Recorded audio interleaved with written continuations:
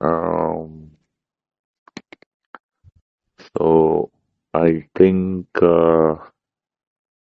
we stopped yesterday in chapter 10. All right. Right. Okay. Did you watch the video I sent after the class yesterday? Yeah, I have watched. Okay, so in-text question 10.1 is clear. Yes.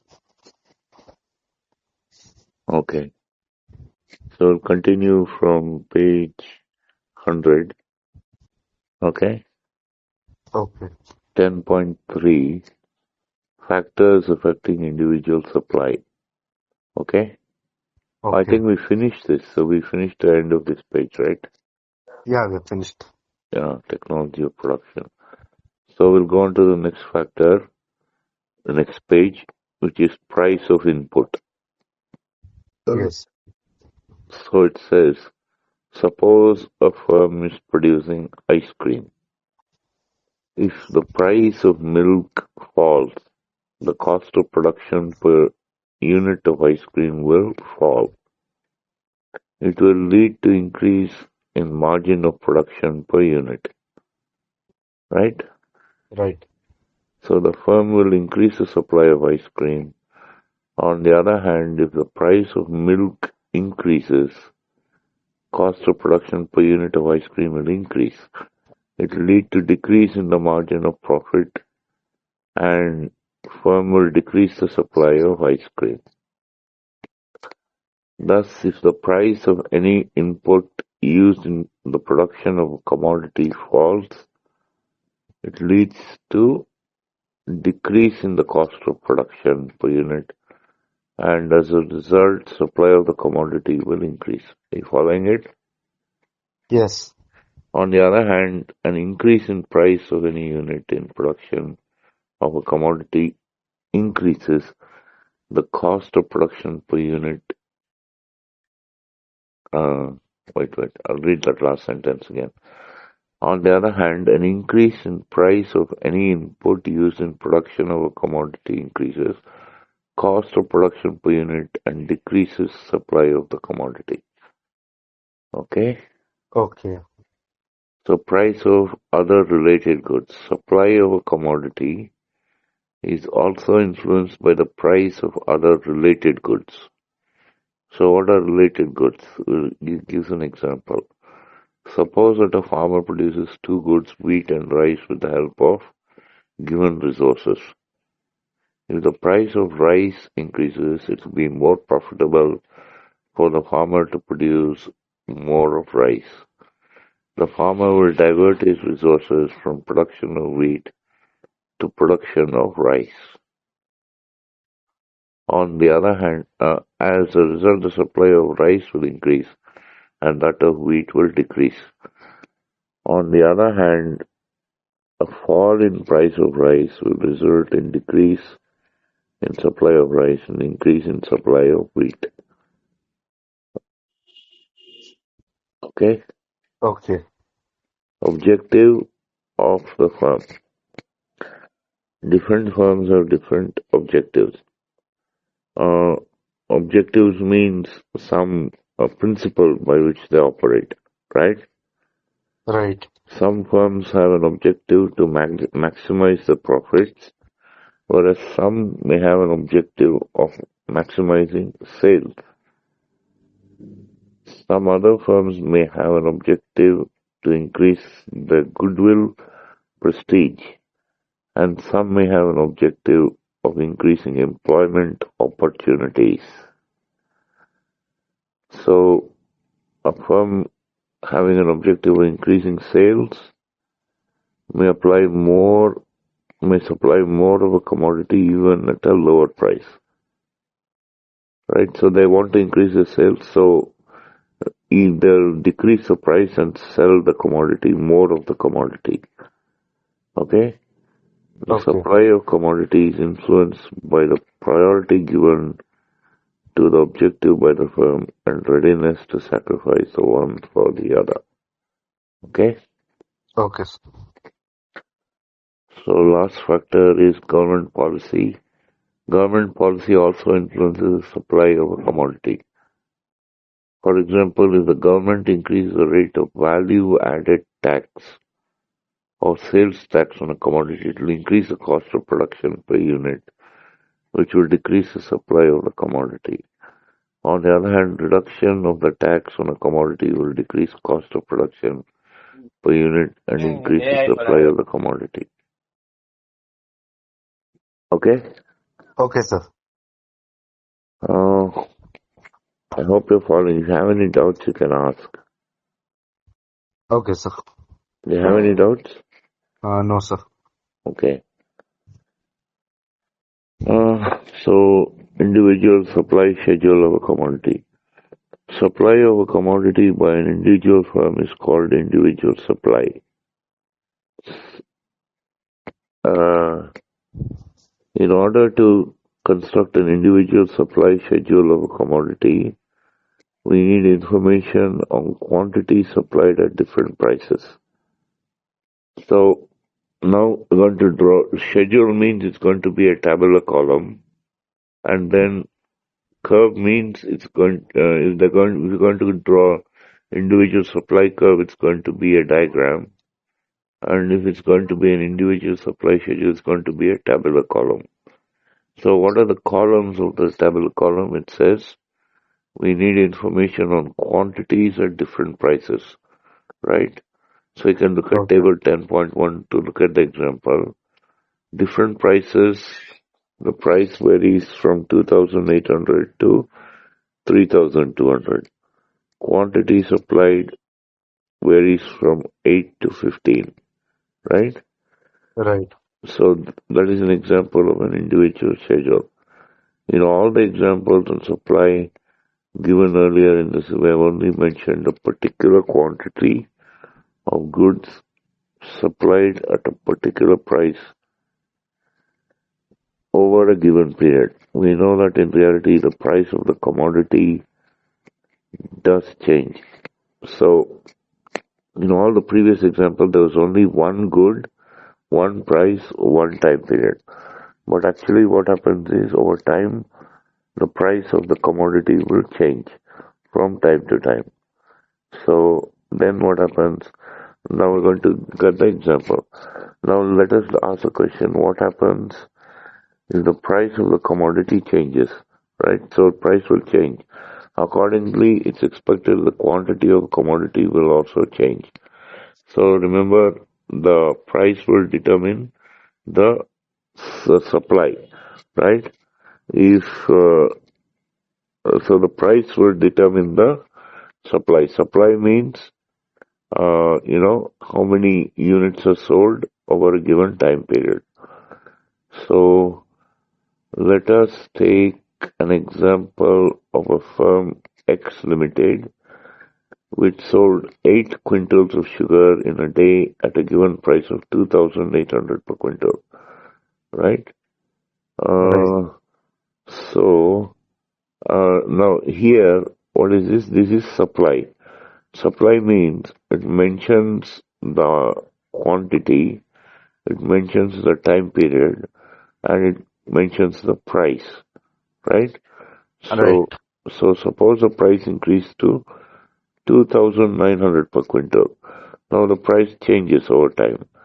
It increases. It is found that X Limited supplies 9 quintals of sugar in a day at this price, right? Right. So if the price increases, it increases to 9 quintals per day. Similarly, when the price is increased to 3,000, the quantity supplied increased to 10 quintals.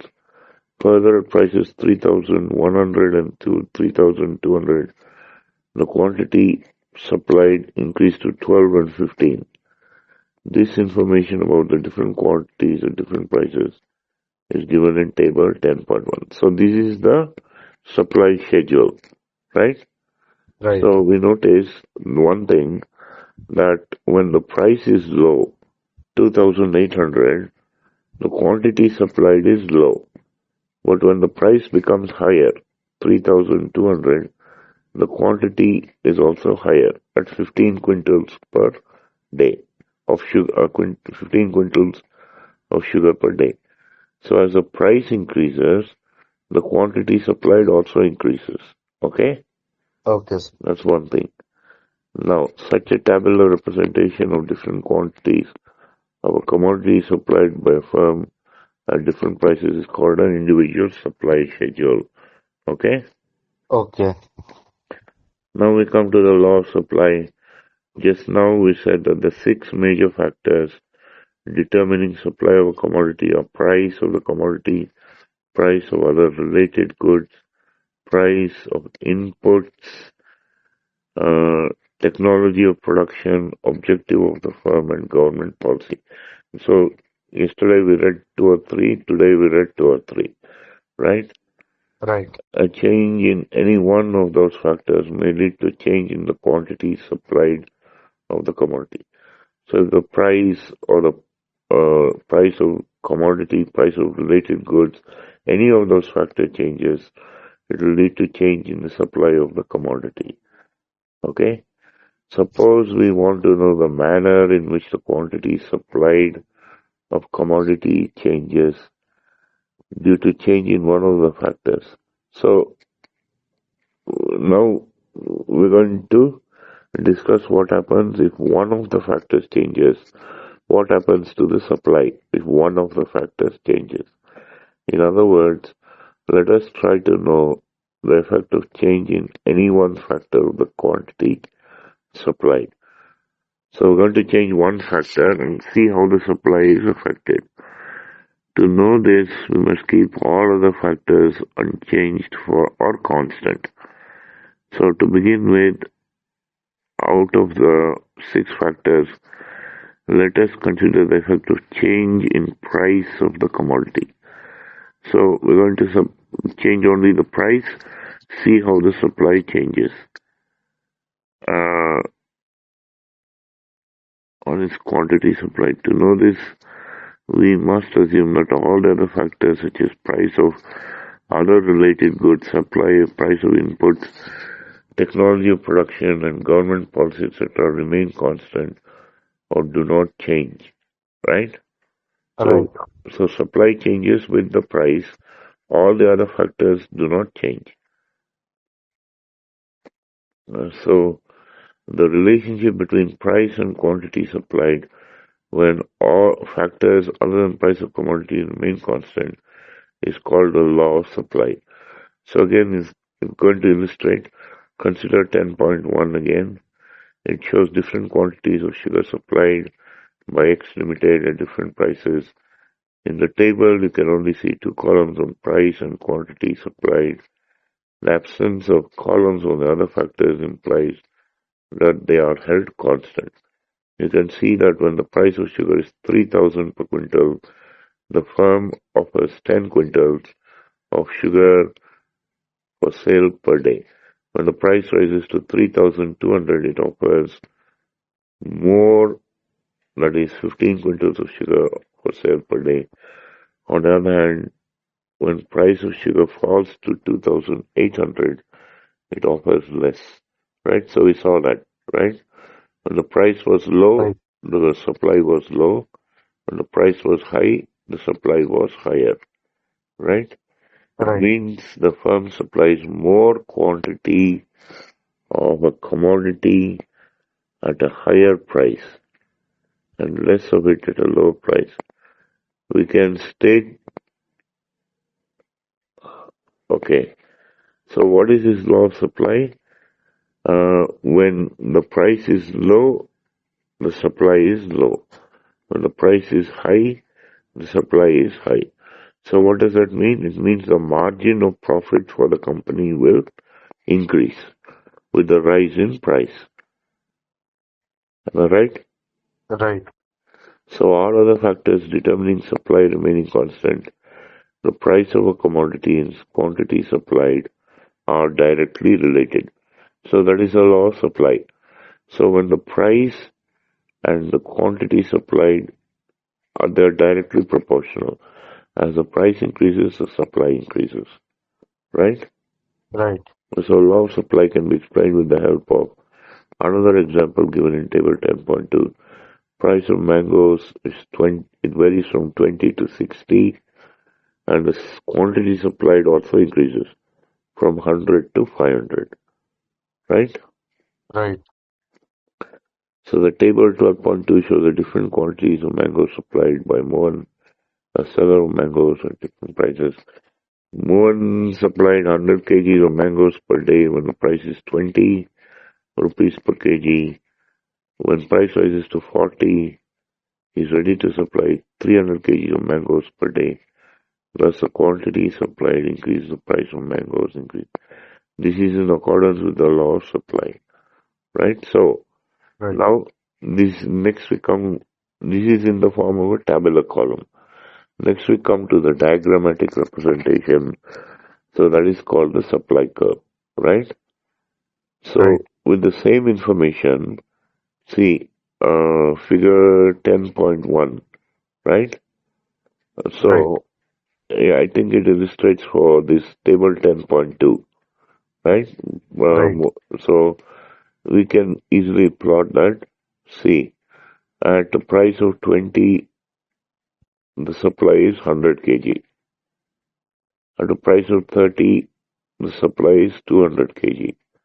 At a price of 40, the supply is 300. And lastly, at a price of 60, the supply is 500 kg, right? So what do we see? We see a line which slopes upward, right? So what it means is, as the price increases, the supply also increases. So that's what we see in the diagram. It's a graph. Graph shows a trend. Okay, trend means how the thing changes over time. So how does it change? As one quantity increases, the other quantity will also increase, right? Right. So that is what you mean by supply curve, right? Right. So I think that's exactly what they'll say, right? For 10.6, that's what they'll say, right? So Right. it says quantity supplied of mangoes is on the x-axis and price of mangoes is on the y-axis. Okay, so remember that. If you're in the exam, if you're asked to draw supply curve, right, put Right. quantity on the x-axis and price on the y-axis. Okay, Okay. so next 10.7. Okay, shape of the supply curve. Okay, yeah, hello. Yes, sir. 10.7 shape of the supply curve. We'll go on to that. Okay. Okay. According to the law of supply, when other factors determining supply remain constant. So remember there are other factors, price of related goods, government policy, all that. So when all the other factors remain constant, if a firm offers more quantity of sale for sale at a higher price and less of it at a lower price. Okay? Okay. Due to this direct relationship, price and quantity supplied of the commodity, the supply curve is upward sloping. Upward sloping means as one quantity increases, the other quantity decreases, right? But Right. the last time in one of the things we saw a downward sloping curve. Do you remember that? So Right. when one increases, the other decreases. Downward sloping curve means when one increases, the other decreases. So we won't go into that now. So due to this direct relationship of price and quantity supplied of the commodity, the supply curve is upward sloping. This means that the supply curve, which looks like a straight line in the diagram, starts from a point closer to the origin. Origin is 0 and then move upwards right. Now the question arises, why does a firm supply more quantity of a commodity? Why does a firm supply more quantity of a commodity at a higher price and less of it at a lower price? So why? See, why does it supply more at a higher price and less at a lower price. Why? So, why does the supply curve slope upwards? The following factors are responsible for upward supply slope of the supply curve. A rise in price of the commodity causes rise in profit, right? Right. A uh, retail firms are induced to supply more quantity of the commodity to increase profit. A rise in price of a commodity induces the seller to dispose of at least a part of his stock. The reverse happens when there is a fall in price of the commodity. So stock is what? Stock is the amount of a commodity a a firm has at a point of time. So if the price of the commodity rises, the firm will supply part of its stock into the market, right? Right. So the reverse happens when there is a fall in the price of the commodity. When there's a fall in the price of the commodity, the firm will not supply, okay, because he wants to maximize his profit. An increase in the price of the commodity causing higher profit attracts the new firms to enter the market. So when there's an increase in price, new firms will enter the market, and this adds to the supply of the commodity, leading to more quantity supplied at a higher price. So, but if new firms enter, more supply will be there of the commodity, and this will probably be at a higher price. Okay, okay. Okay, sir. So in text questions 10.2, I made a video of this, right? Questions Right. 1.1 and 2. I think, did I send it yesterday?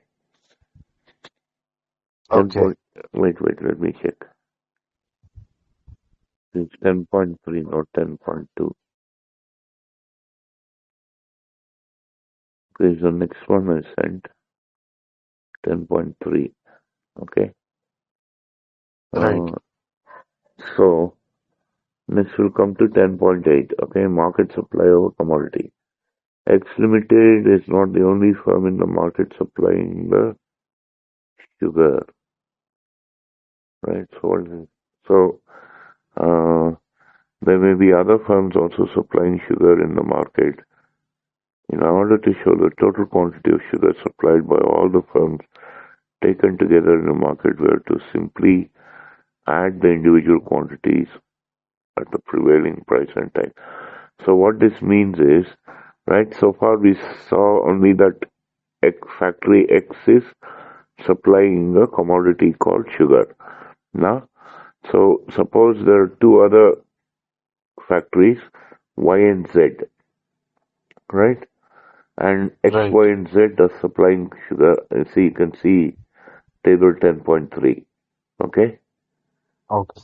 So see, now table 10.3, uh, you have price per quintal, quantity supplied of sugar by firm X, firm Y, and firm Z, and the last part is called the market supply.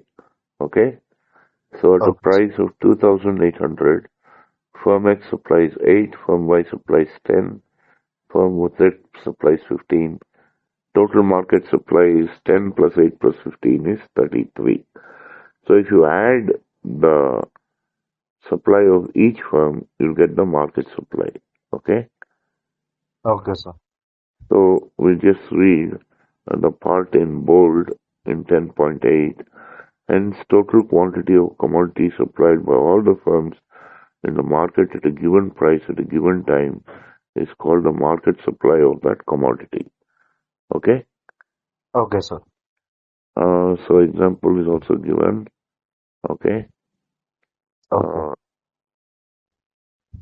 Uh, so that's the first one, 2,800.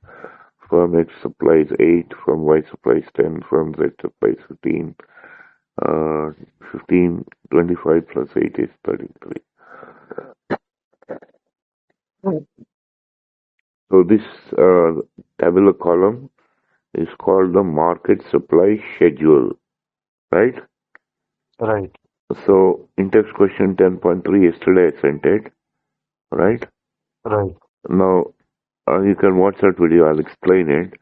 See, in text question 10.3, question 1, at a price of 100 rupees per unit, we have three firms supplying the commodity.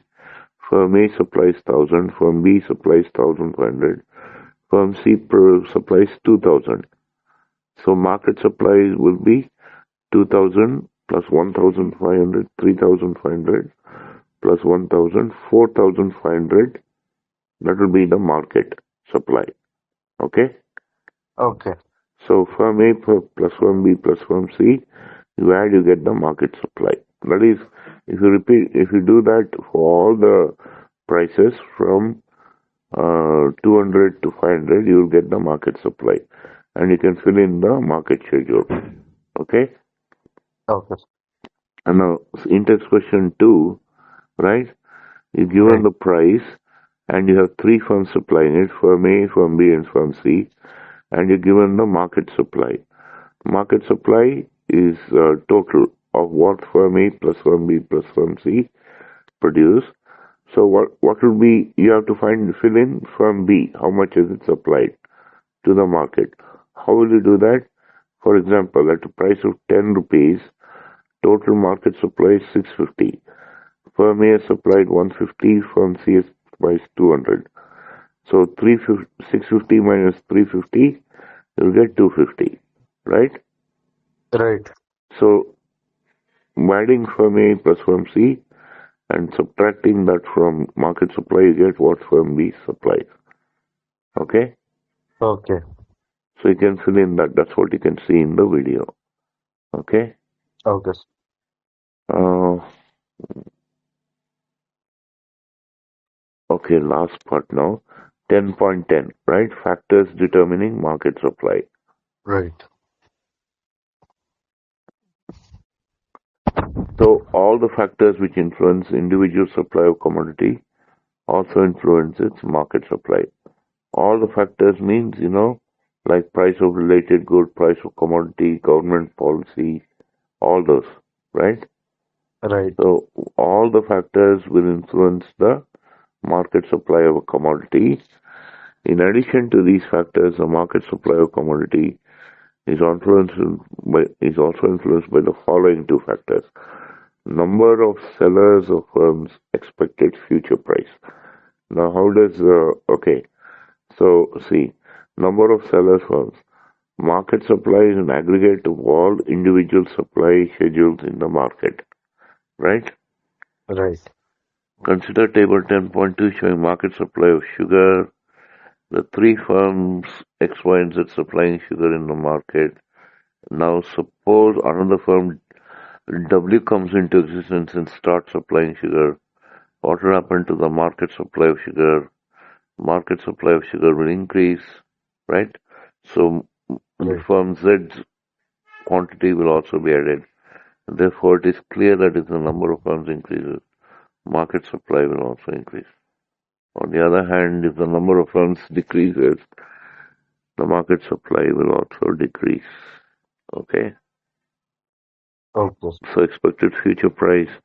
If the price of a commodity is expected to rise in the near future, the firm will supply less quantity of the commodity at present in expectation of higher profit. So if the future price is expected to increase, now what will happen in the present? The firm will supply less. So in the future, if the price increases, the profit will be more, right?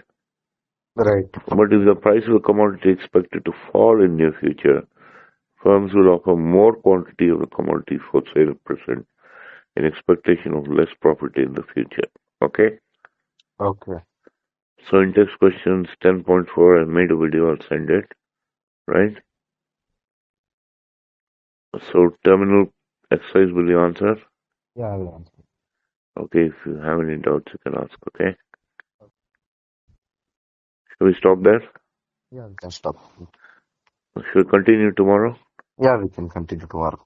Okay, okay. Okay, thank you. Bye. Thank you, sir. Bye.